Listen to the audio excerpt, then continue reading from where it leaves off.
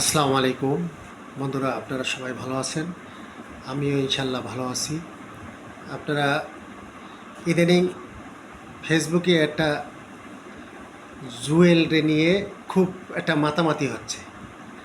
জুয়েল আমাদের ছোট ভাই, ও মানবতার ফেরিওয়ালা। ও যা কাজ করেছে বাংলাদেশে, এরকম একটা কাজ মন্ত্রী মিনিস্টাররাও করতে পারে না। আর সে আজকে ধরেন একটা মেয়েদের পোশাক সে অ্যাড দিছে। এখন এই নিয়ে ফেসবুকে এত মাতামাতি করা আমার যুক্তি দেখি না, যে এত মাতামাতি কিসের। যে পোশাকটা নিয়ে সে অ্যাড করেছে, সে পোশাকটা তো আমাদের প্রত্যেকটা মা বোনের দরকার। এখন সেই পোশাক নিয়ে ফেসবুকে কমেন্ট করা, কমেন্টে বিভিন্ন ধরনের কুরুচিপূর্ণ কথা বলা, এগুলা আমার যুক্তি দেখি না। এগুলা জুয়েল যে ফেসবুকের যে সেলিব্রিটি, সেই হিসেবে যারা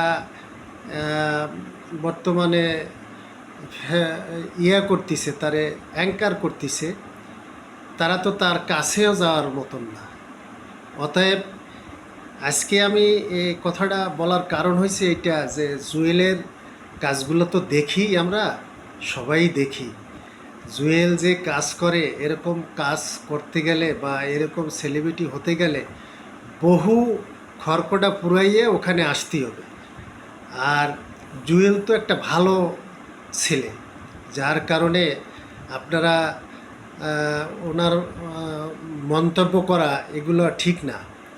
বন্ধুরা, আপনারা এগুলা করা ঠিক না। আপনারা জুয়েলের যে পোশাক নিয়ে আপনারা টিটকারি করেছেন, এগুলো বাদ দেন। আপনারা আপনাদের কাজ করেন।